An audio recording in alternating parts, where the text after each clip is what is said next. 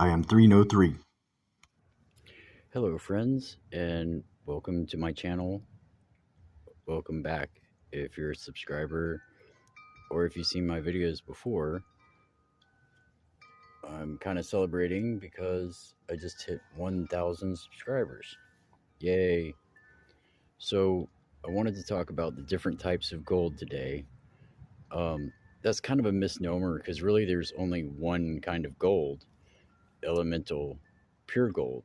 And although it's hard to find 100% pure gold, 24 karat gold is what we consider pure.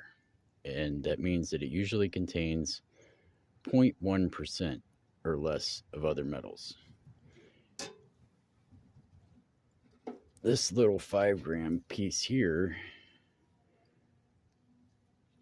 is supposed to be 999.9, which means it would be 99.99% pure gold.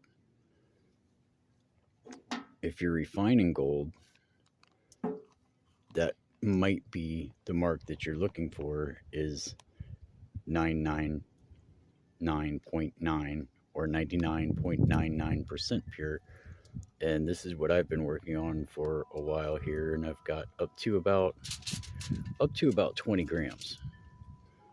And this is in powder form. I haven't melted it into a solid yet. I plan to soon, but I want to add some more to it. Then you have karat gold. So whatever carat it is that in 24ths of pure gold in an alloy. So it's solid, it's alloyed together, usually with copper and silver, especially if it's yellow gold. Sometimes nickel or palladium are used if it's white gold. An example would be 18 karat is 18/24 or 75% pure gold, and the rest is an alloy. So here I have some 14 karat gold scrap. So it's 58 and 1/3% pure gold. And since it's yellow, the balance is probably copper and silver. This is what I'm going to be refining next, and I'll do a video series on that. Then there's another type of gold that's gold filled, also called rolled gold plated. There is a slight difference in that rolled gold plated, obviously I meant gold filled there, sorry about that, is usually bonded by heat. So they wrap a base metal, like this piece of copper could be the base metal. So they'll wrap that in gold and then stick it in a controlled oven or furnace or kiln and use the heat to bond the gold to the outside. And roll gold plated is just mechanically pressed. It's not bonded by heat usually, although these two terms are sometimes interchangeable. And usually the content of gold filled material is 1/20th of whatever the total weight is. So if you have something that weighs 20 grams, it'll be 1 gram of whatever carat that is. Sometimes that's 10 carats, sometimes that's 12 carats, sometimes it's 18 carat, but it just depends on what they decided to um,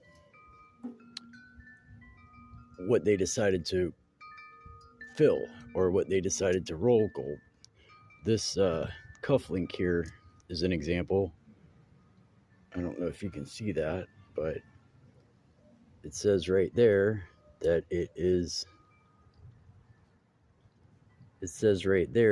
1/20th 12K GF.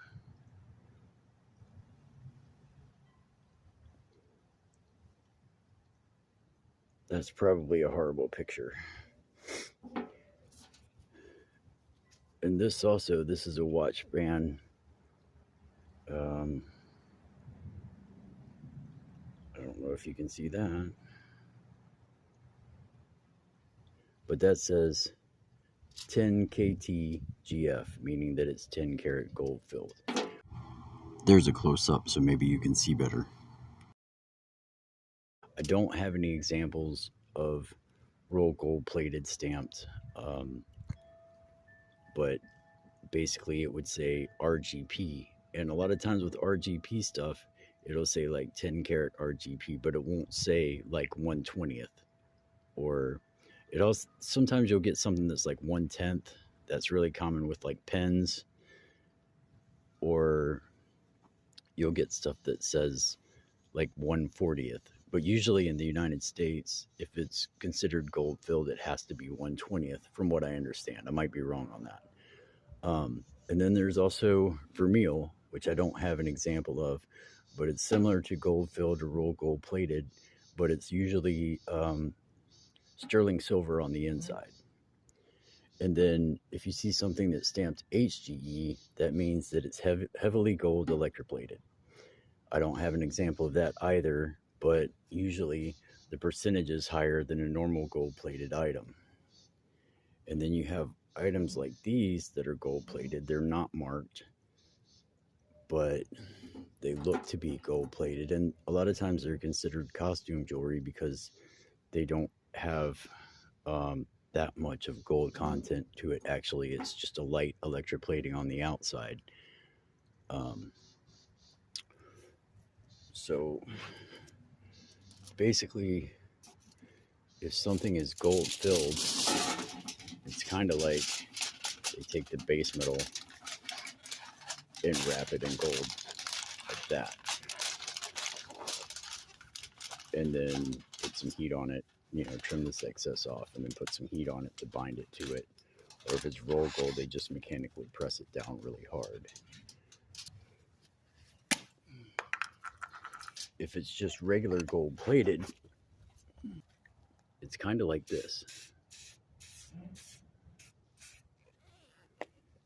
So yeah, it has some gold on it, but it's not as much as the wrapping with the rolled gold plated or the gold filled. The gold filled or rolled gold plated can have any type of base metal in the middle. It's very common for it to be copper or brass or something of that nature, but every once in a while you'll find nickel or even steel. I'll give you an example. Here's a magnet out of a hard drive. The cufflink that I showed you is a little bit magnetic, so it's probably got nickel in it. Same thing with the watch band.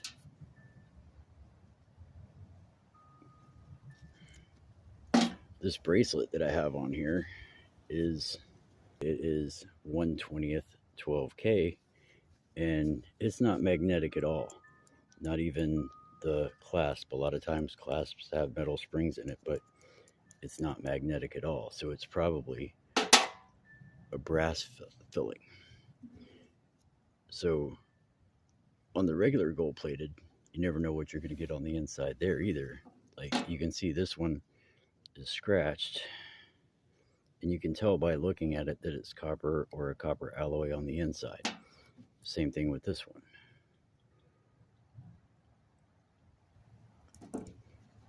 And then this one kind of has a different texture to it.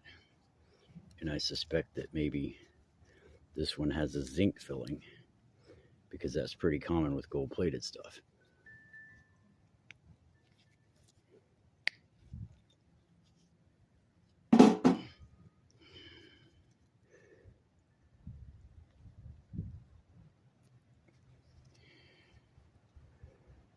And I don't know if you can see there or not, but that looks like zinc in the middle to me. And this piece also, I believe that this might have zinc in the middle.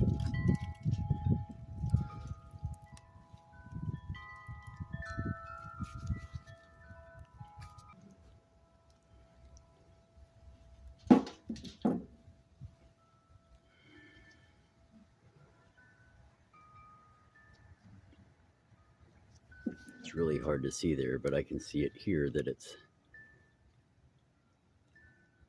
almost looks like it might be plastic in the middle.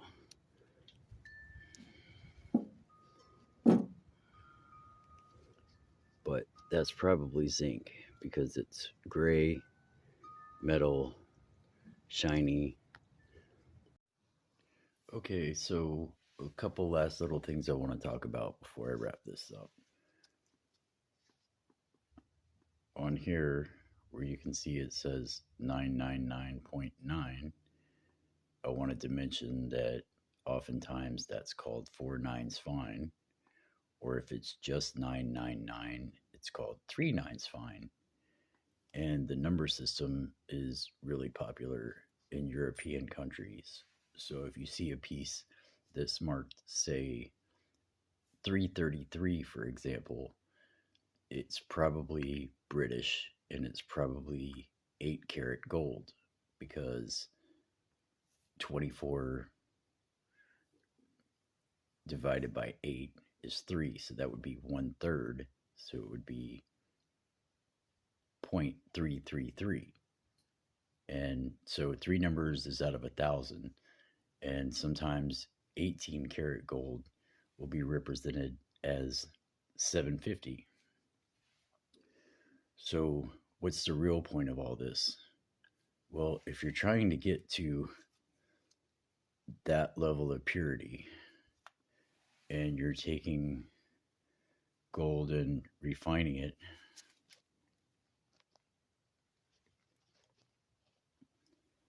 to try to get it where it looks like that,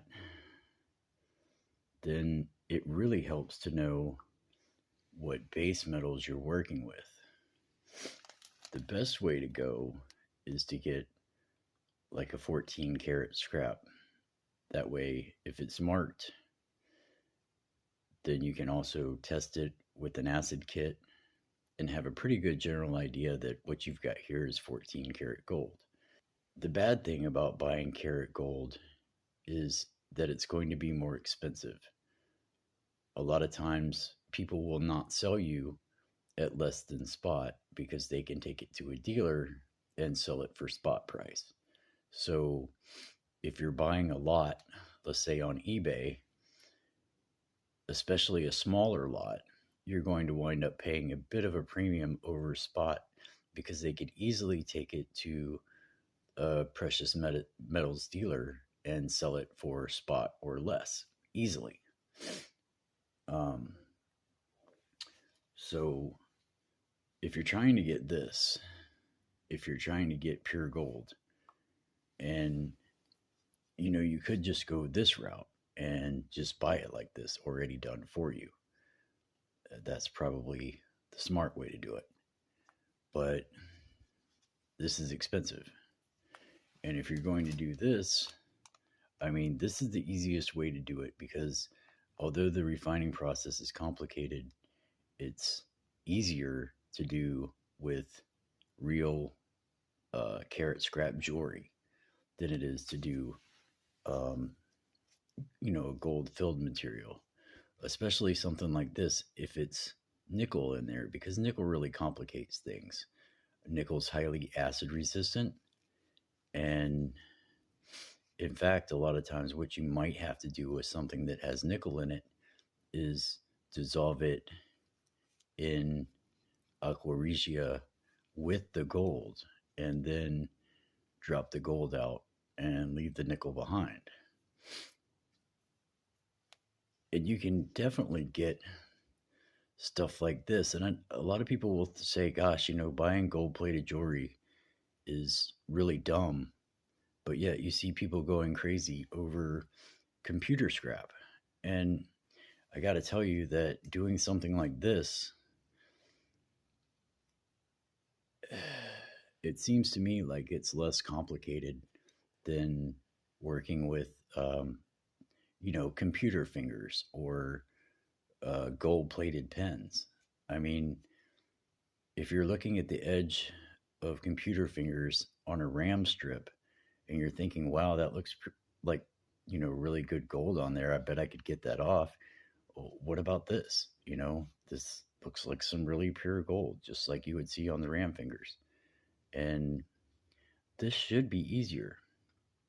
But the main thing is knowing what the base metal is, knowing that that's probably zinc, and knowing that this is probably copper is going to make it easier if you're going to try to process this stuff, if you're going to go through the trouble. So, anyway, hopefully, this will lead into my next videos and give it some foundation to work off of. I really thank you guys for watching, and I hope you're having a great new year. And thank you for 1,000 subscribers. Until next time, the end.